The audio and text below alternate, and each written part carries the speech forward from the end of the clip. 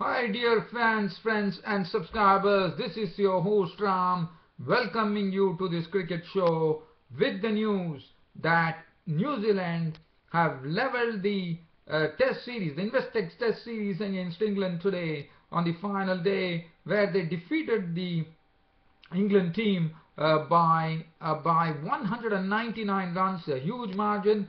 And yesterday, yes, rain definitely played spoil sport, but today it was not to be. And well, New Zealand romped home. And well, let me tell you that New Zealand really, the bowlers really bowled well. They stuck to their task. They swung the ball very well.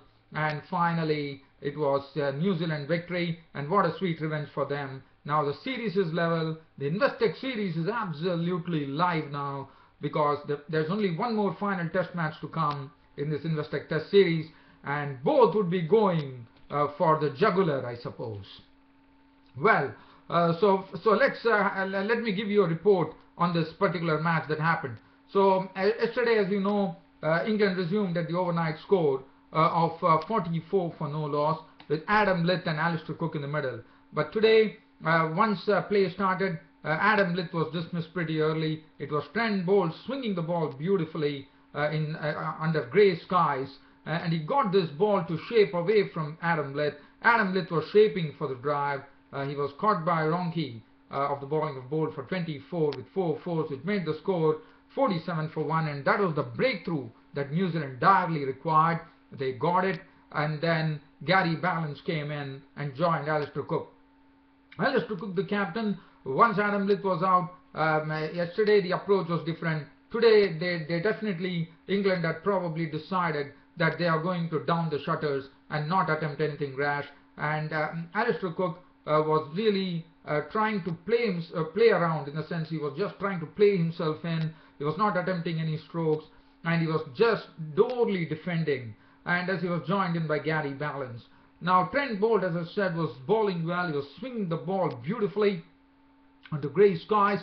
And Gary Ballance, you know, he has been a bit iffy as far as the front foot and back foot is concerned. Today what Trent Boult designed basically for Gary Ballance, the problem has been the fuller length deliveries which Boult has been bowling. And today Boult actually bowled a fuller length delivery. Gary Ballance, the initial movement, he was standing outside the crease, but even though his initial movement was forward, there was definitely a trigger moment there as he actually went on to the back foot, and that resulted in the ball actually grazing the pad of Gary Ballance's bat and crashing into the stumps. And Gary Ballance was walking bowl by bowl for 6, and New Zealand were definitely into the game there, with Ballance gone 61 for 2 as Bell walked in to join Alistair Cook. Mark Craig was pressed into action by Brendan McCullum at that stage, and Mark Craig, well, let me tell you, now this was something which was absolutely silly of an experienced batsman like Bell. And Bell, having so much of experience, we know he was going through a lean trot, and that lean trot continued as Brendan McCullum, just to put the pressure on him, he actually put Kane Williamson into the leg slip region, and Ian Bell. Now, as an experienced player, you should have not attempted the flick shot of the bowling of Craig. And Craig bowled it on the leg stump, and Ian Bell, trying to flick it, actually got an edge onto it, and the ball was in the air, and Williamson poached the catch with lots of glee as Ian Bell was walking, continuing his poor form in the series, out for 1, and England went deeper into trouble at 62 for 3. Now Joe Root came in and joined Alistair Cook, and one thought probably Joe Root will be the right antidote to this New Zealand bowling attack. But once again, it was Mark Craig, the right-arm spinner, striking it big there as he actually had Joe Root caught down the leg side. This time it was Latham into the picture who took the catch, and Joe Root was gone for naught. I wouldn't say they were all very good deliveries. They were not probably wicket deliveries, but Mark Craig took those wickets, and England was staring down the barrel at 62 for 4, which brought in Ben Stokes to join Cook. Alistair Cook was really was a sort of a workhorse over there. He was just trying to stay at the crease, stay put at the crease, and do nothing silly as Ben Stokes joined him.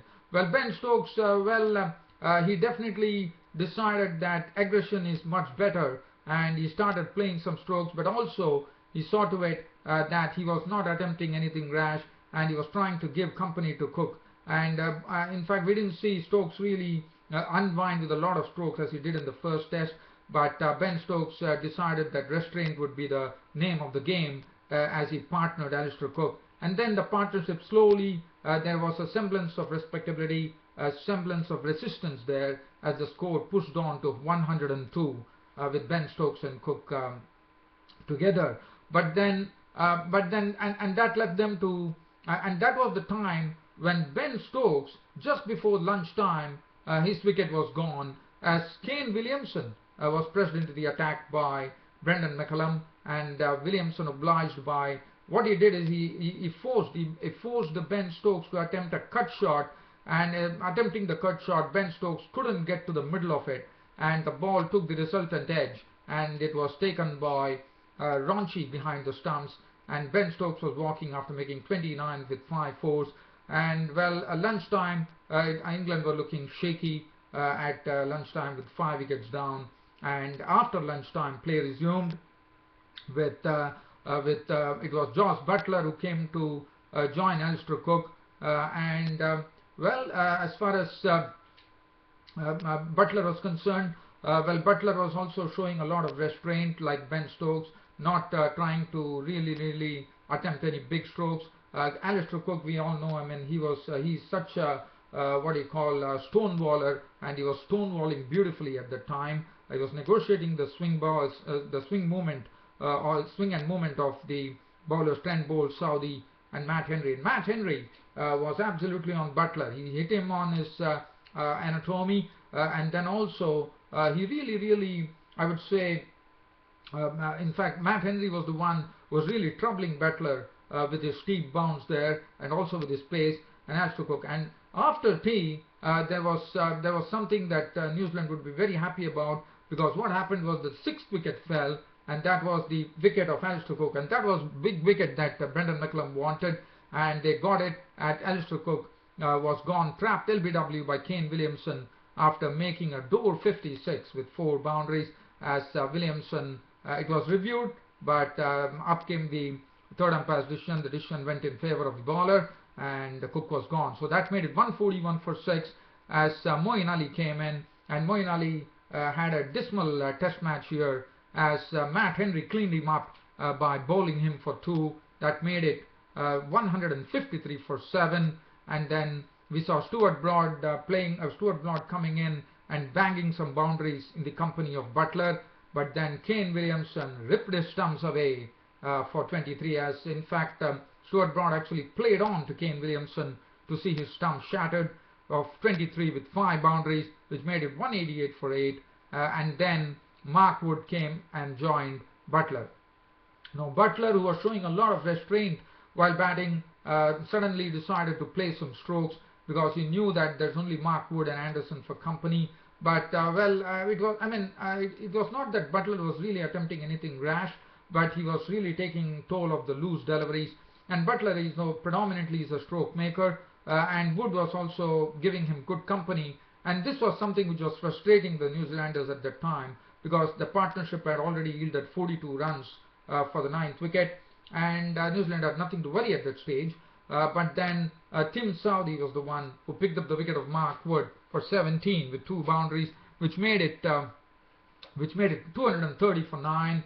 And then Anderson came in, and probably one thought whether Anderson will be able to recreate what the magic that he created when India were last year when he put up that 10th wicket stand, but it was nothing to be. It was Anderson was not out on 8, but Buttler was the wicket which went, as Mark Craig, even though the first 2 wickets I wouldn't really give him a lot of credit, but this wicket Mark Craig truly deserved it. And this was the specialist delivery, the special delivery that Mark Craig bowls, and the left armer's army, as you know, this is the we call it the armor, and this was a ball which went with the arm, and Buttler decided to shoulder arms to that, but to only see that the ball went on straight, and it was all over for England, as Buttler was LBW bowled Craig for 73 with 13 fours and 1 6.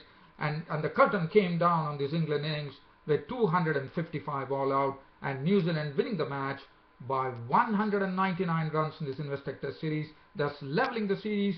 And the third test promises to be a real beauty now, because both the teams will have a chomp at it. I'm extremely sorry. This is the two-match series, and the series has been level 1-1. I do see that over here. Sorry, I probably spoke a bit early. It is a two-match series, and it's all over. Two-match series drawn 1-1. Now let's have a look at the bowling card for the New Zealanders. Bowled 23 overs, 4 maidens, 61 runs and 2 wickets. Bowled superbly. He was the man who actually started it all with those 2 wickets that he took early in the morning with the dew and the moment available for him.